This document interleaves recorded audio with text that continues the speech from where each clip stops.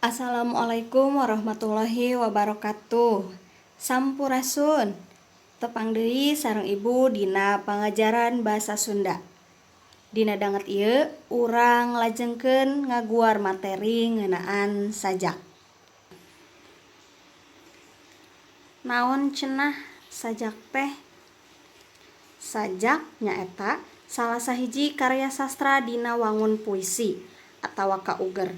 Sajak Sunda mimiti gelar dina taun 1846. Kauger di dieu miboga harti terikat. Jadi sajak yaitu karya sastra yang terikat. Terikat oleh apa? Kita lanjut.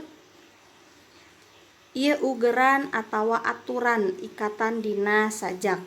Anu kahiji, pilihan kecap atawa diksi. Anu kadua, wirahma atawa irama. Anu katilu, purwakanti atawa rima. Diksi dihartikan sebagai pilihan kecap. Jadi dina sajak mah seueur kata-kata atawa ngagunakeun kecap-kecap anu konotatif, makna injeuman atawa henteu sabenerna. Lajeng unsur-unsur intrinsik sajak. Anu kahiji aya tema. Tema nyaeta jejer atawa inti pikiran anu ngajuaan carita atawa jadi dadasar carita. Sifatna bisa nembrak, bisa nyamuni dina jeroeun sajak. Anu kadua nada. Anu dimaksud di dieu nyaeta nada dina nyarita. Nah keur keheul, keur ambek, keur bungah, keur sedih, pasti nadana beda-beda. Anu katilu rasa.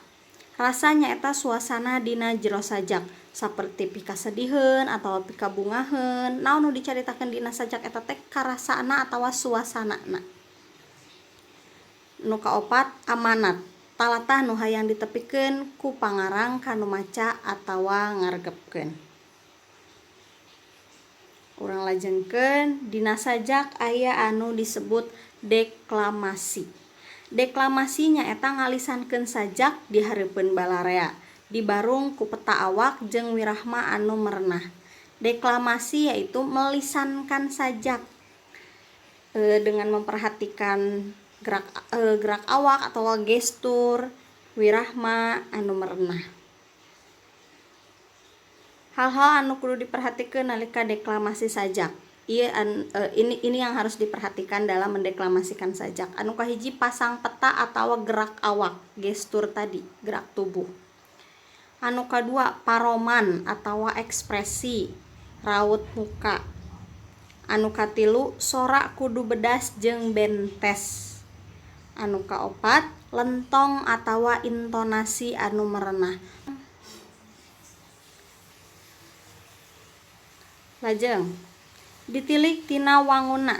Dilihat dari segi bentuk sajak dibagi jadi tilu. Anu kahiji sajak epik nyaeta sajak anu sifatna nyaritakeun hiji kajadian, ilaharna dina wangun carita kapahlawanan nu patali jeung legenda, kepercayaan atawa nu patali jeung sajarah. Sajak epik lebih menceritakan tentang suatu kejadian atau suatu fenomena. Anu kadua sajak lirik nyaeta sajak anu ngagambarkeun atawa ngungkapkeun pikiran jeung rasa panyajakna. Nu katilu sajak dramatik nyaeta sajak anu ngungkap hiji kaayaan, suasana atawa kajadian anu dilalakonkeun ku hiji tokoh. Lajeng naon anu disebut makna denotatif jeung makna konotatif tea. Anu kahiji makna denotatif nyaeta harti anu saujratna atawa harti sebenarnya. Contoh, Diana metik kembang ros di buruan bale desa.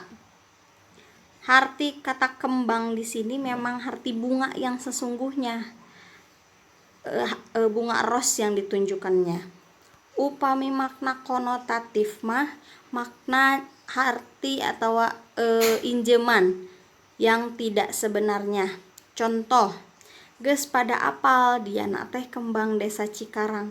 Kembang di sini bukan diartikan sebagai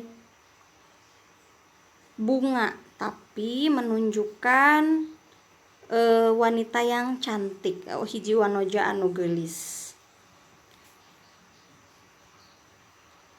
Mung sakitu anu tiasa kapihatur.